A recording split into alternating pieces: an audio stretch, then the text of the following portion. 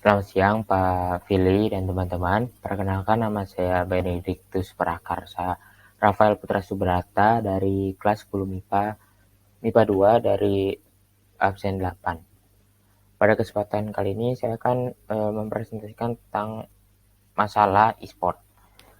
Nah, saya memilih permasalahan ini karena beberapa alasan. Jadi alasan yang pertama itu karena permasalahan ini kerap terjadi dan banyak menimbulkan perdebatan antara remaja dan juga orang tua pada zaman ini.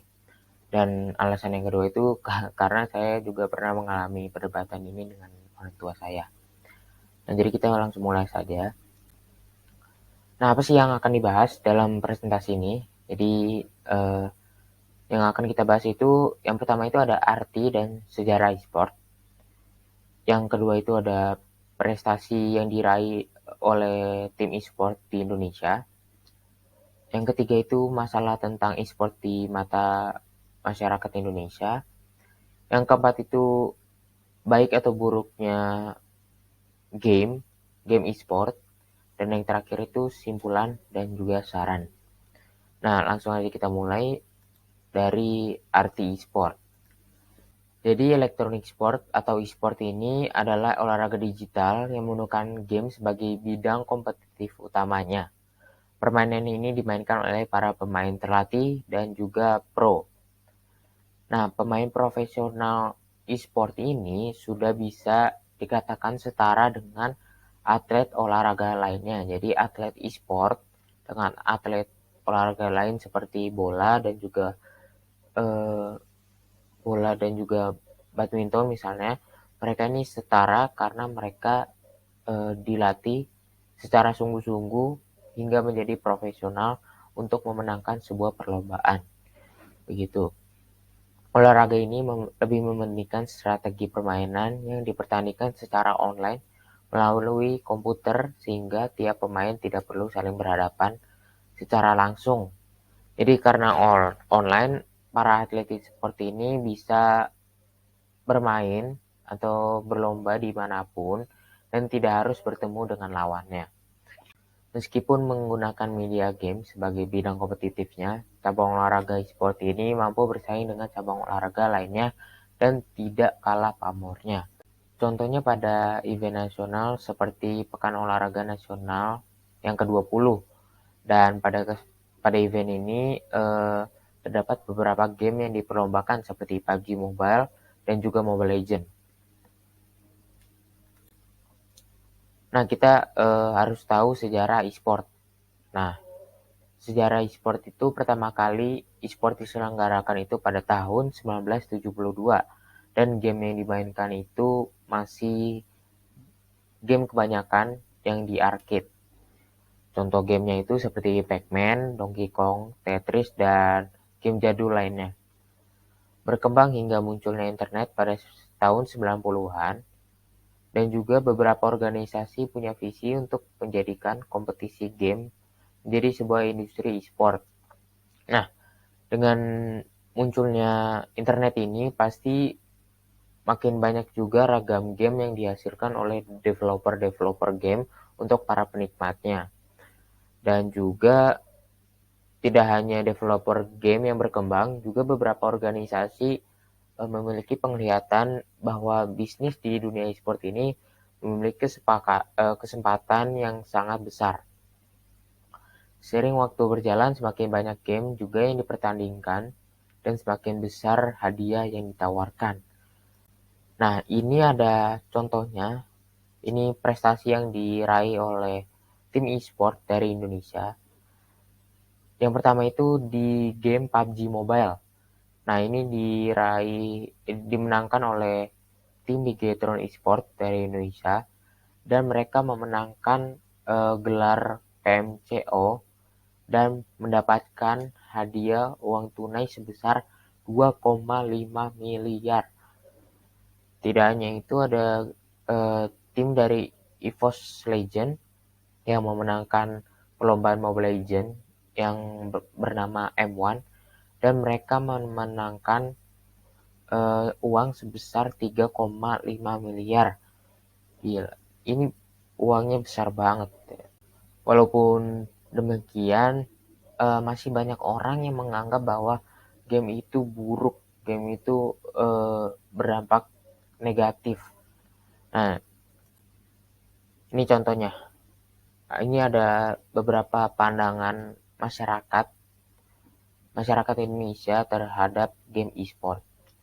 Berdasarkan penelitian yang ada, masyarakat Indonesia menganggap game itu membuat kecanduan. Yang kedua itu game mengajarkan kekerasan, game itu merusak otak dan moral. Yang terakhir itu game membuat malas. Dan ini berdasarkan fakta. Ini ada contoh beritanya, anak ini bertingkah aneh akibat kecanduan game online. Dan ini uh, masih sangat muda ya, tapi dia udah kecanduan dengan game. Game mengajarkan kekerasan. Dan ini mungkin banyak orang tua yang mengeluh bahwa anak mereka bertindak sangat keras terhadap teman-temannya karena melakukan adegan atau perilaku dari game yang mereka mainkan. Karena game pada zaman sekarang ini mungkin banyak yang memperlihatkan kekerasan seperti tembak-tembakan atau pukul-pukulan gitu.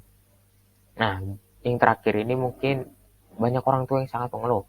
Game itu membuat malas. Mungkin anak-anak mereka disuruh belajar tidak mau dan mereka hanya ingin bermain game saja. Namun dengan pandangan buruk ini juga ada sisi baiknya terhadap bermain game. Nah, ini contohnya. Jadi ini adalah hasil penelitian dari suatu organisasi psikolog dari luar negeri yang mengatakan bahwa game itu sebenarnya sangat bermanfaat.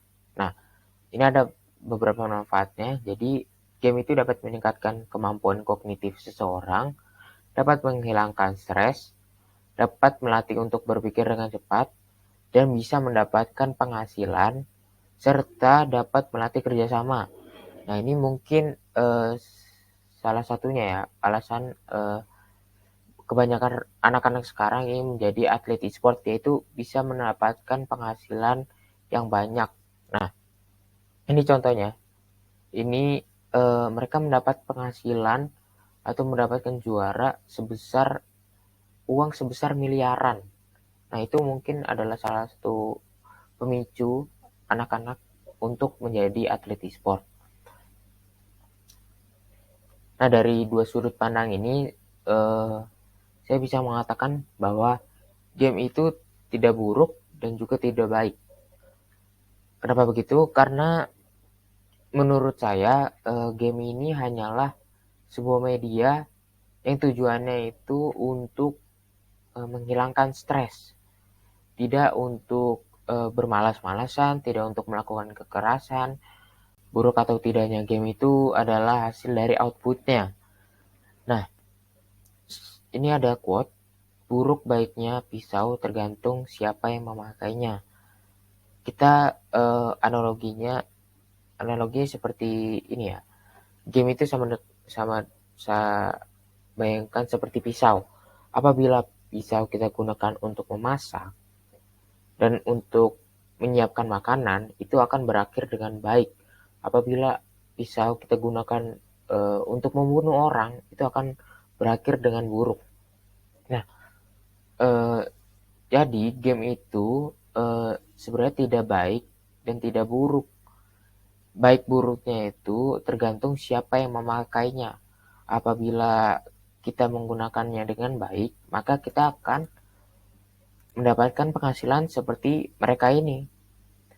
Dan apabila kita menggunakannya dengan semena-mena atau berdasarkan kesenangan hati, maka kita akan berakhir dengan anak seperti ini.